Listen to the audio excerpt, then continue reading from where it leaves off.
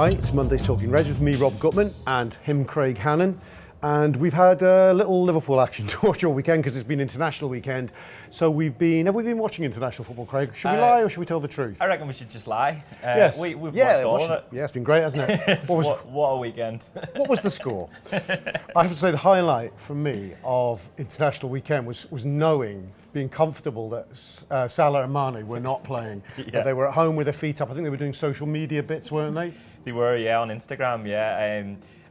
Usually over the international break, that's how I get my fix of Liverpool players, because I missed all the lads. You know what I mean? Yeah. They're all nice lads. So I feel like they're my mates, and so you're straight on Instagram to see what they're up to. Salah and Mane, not very much, just sort of chilling out.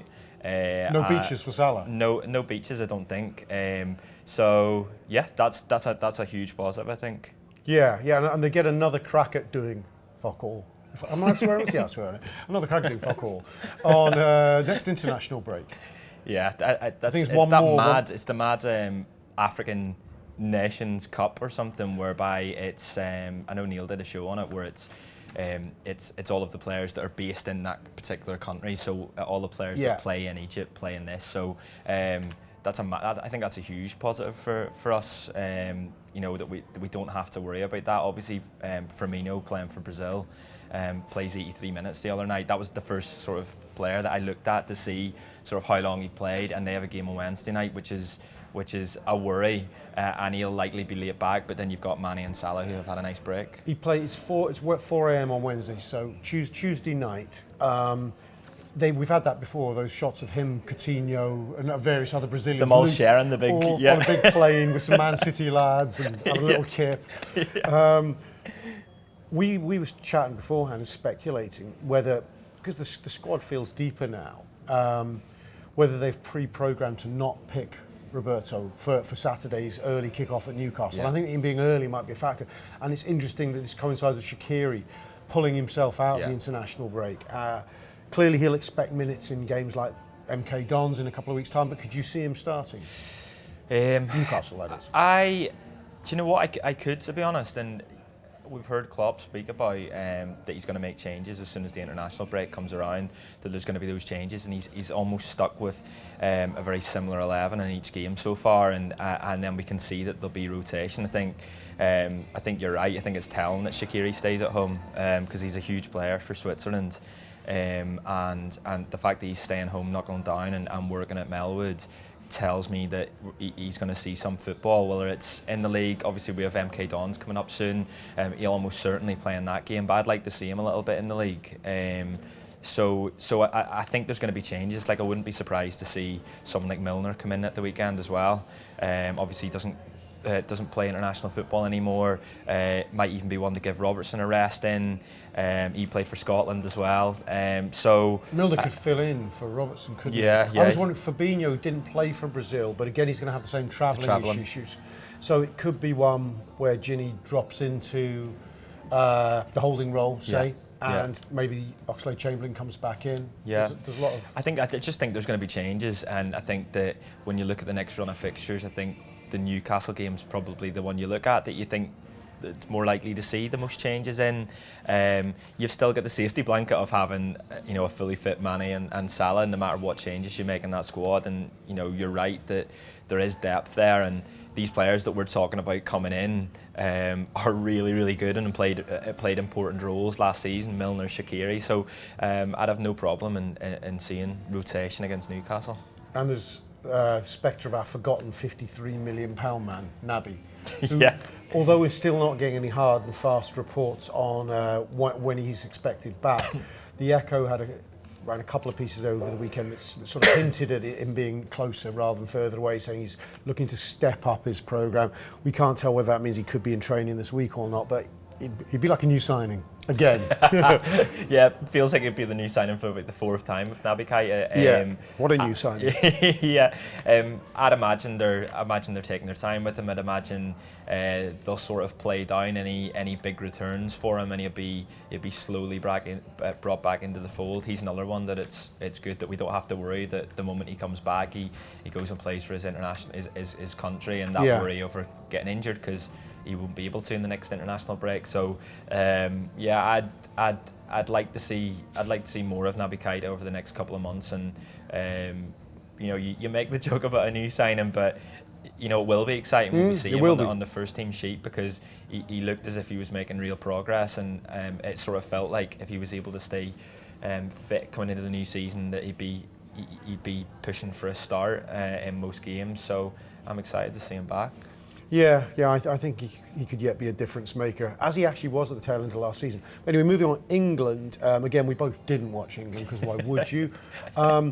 We had a potential four. Do we have potential 4 starters in that? We had potentially Trent, Chamberlain, Henderson and Gomez. Yeah. But in the end, only 1 starter. Yeah, Henderson starts. Oxlade-Chamberlain comes on near the end of the game. I watched a few of the highlights. You know what? Oxlade-Chamberlain looked all right, some little neat touches, and he just looks a little bit off the pace, which he's going to be. And I think I'd love to see him start for England. I think they play Kosovo tomorrow night. That's St Mary's, yeah. Yeah, so I'd like to see Oxlade-Chamberlain start, obviously at his old club stadium, just to get minutes that aren't for Liverpool. Do you know what I mean? It's always a strange little paradox in the international break. Sometimes managers desperately don't want their players picked. And this time of the season, your manager no pick him for God's sake, because he needs minutes in his legs. Chamberlain would be a great starter. So I think it'd be good to see Joe Gomez get a game. Definitely. I think the Liverpool nation was mildly outraged that Trent didn't start. Was seen as second pick behind Kieran Trippier. That was. How did you view that? I mean, Trippier apparently has made a brilliant start to life at Atletico. I've read a few articles that his teammates have been surprised at how good he's been, and that he's sort of bet it in straight away. And I think he's started all of Atletico's games so far. So, if he's started well to the season, had a good start to the season. Sorry, he was their sort of number 1 right back at the World Cup, wasn't he? So I can sort of see why they've done it. I think you probably see Trent tomorrow night. I think you probably see him start, and I'm in 2 minds of Trent, really, because he's played quite a bit of football at the start of the season. I would like him to get a little rest, but then for him, I made up that he's going to be given another chance for England, and hopefully that's the beginning for him on a personal level, as sort of kneeling down that right back spot. I'm going to put something a bit mad to you about Trent here. Do you think if Trippier continues to progress and look like a solid, and he's quite experienced right back now, Southgate's going to find it hard to not pick him in the big games? But meanwhile, Trent is this fantastic, not just potential, he's a fantastic attacking threat here and now. Do you think is that a possibility we might see Southgate be the one to pitch Trent into a midfield role sooner than at club level? Is that too far-fetched? It's not far-fetched, I don't think. I think that I just think that if Trent continues to progress at the rate he's progressing, sort of season by season that he is at Liverpool, I think eventually he'll be doing too much to not have that spot. And there's always the debate around English players going abroad, and whether with the spotlight off them as such, do they get given a better chance or a lesser chance? And I think. I just think if Trent does what he did last season and getting the kind of assist numbers that he did last season, obviously he gets a goal against Burnley whether he meant it or not. I think if he keeps doing that, then Southgate's going to have to pick him. I think that we've seen Klopp drop him in some of the big games where he's wanted to be a little bit more defensive, but I fight with myself in terms of whether I'd want to see Trent move into midfield or not, and I think just at the moment he's perfect for the way we play, and he's perfect in that role. That it's almost a right midfield role. It's nowadays right midfield role if you get me, and he seems to be enjoying playing there. So why change that? I think. Do you know the only thing I think sometimes is I'm content with Trent developing to be the best right-sided defender in the world, like a Marcello figure. That's cool if that works out that way. But there are games where we're going, can't quite trust him defensively, drop Joe Gomez in a right back. I'm thinking, why not just throw Trent in midfield? Yeah. He might do a job. The thing is, he's still only 21, and in 3 years' time, in 3 seasons' time, he'll still be a young player. He'll still only be 24. It's mad to think how young he is and how much experience he's got under his belt. So, it wouldn't be mad to see him pushed in there. And even at times this season, Klopp might look at that. look, we've got loads of options in centre midfield, but if for some reason we had an injury crisis and he wanted to push Milner to right back or Gomez to right back and push Trent in there, then I wouldn't there'd be no one upset about that. I don't think. I just think that for the next couple of years in the foreseeable future, I think we'll see Trent's future at right back. Okay, quickly, what went unnoticed on the England scene, I think, apart from by sharp-eyed Liverpool fans, is Ryan Brewster makes his England under-21 debut. Only as a 79th minute sub, came on for Reece Nelson, did bits apparently. Interesting phase of the season coming up for Ryan, I think, with the League Cup looming. Definitely, I think we all sort of thought that we might see something from him in the Community Shield and the Super Cup, and had a bright pre-season, and especially the beginning of it. I think the MK Dons game's massive for him, and I think we will see him in that. And it was good. Yeah, and I think it was good to read that he had a positive sort of debut for the under-21s. That that's great for his progression, and hopefully.